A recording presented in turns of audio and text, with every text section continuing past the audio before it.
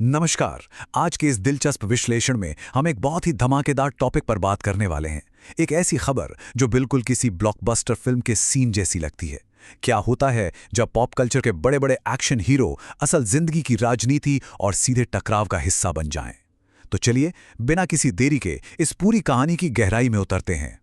जरा इस हेडलाइन पर गौर करते हैं। अगर वो सिंघम हैं तो मैं पुष्पा हूं। उत्तर प्रदेश का एनकाउंटर स्पेशलिस्ट टीएमसी के निशाने पर। ये कोई फिल्मी डायलॉग नहीं है, बल्कि एक बिल्कुल असली राजनीतिक बयान है। और देखा जाए तो ये अपने आप में बहुत ही आक्रामक है। ये बयान एक असल जिंदगी के राजनीतिक टकराव को पल भर में एक बड़े पर्दे के ड्रामे में बदल देता है। मतलब शब्दों का ये चुनाव पूरी स्थिति को कितना नाटकीय बना देता है ना। भाग 1, सिंघम और पुष्पा, परिभाषा और प्रतीक।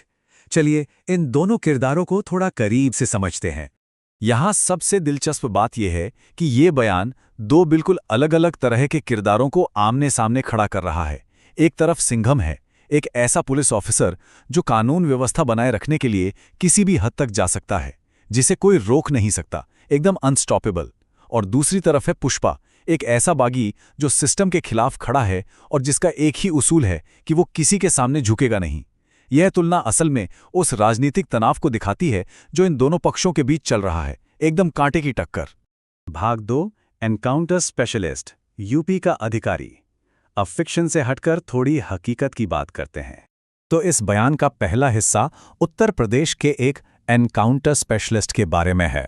बयान देने वाले ने इस अधिकारी को असल जिंदगी का सिंघम बता दिया है। मतलब एक ऐसा पुलिस अफसर जो अपने सख्त तरीकों और आक्रामक स्टाइल के लिए जाना जाता है। ध्यान रहे, हम यहाँ किसी भी राजनीतिक पक्ष का समर्थन नहीं कर रहे हैं, बल्कि सिर्फ उस इमेज को डिकोड कर रहे हैं जिसे इस बयान के जरिए बनाया गया है।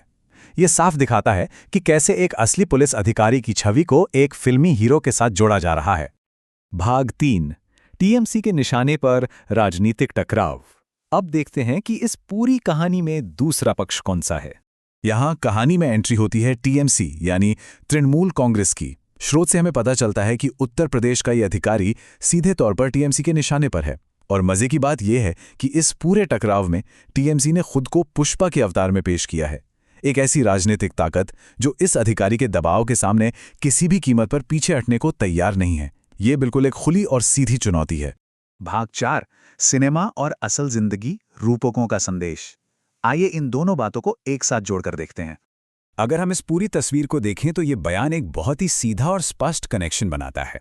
एक तरफ हमारे सिनेमाई रूपक हैं सिंघम और पुष्पा, और ठीक उनके सामने असल जिंदगी के राजनीतिक किरदार खड़े हैं, यूपी के एनकाउंटर स्पेशलिस्ट और टीएमसी।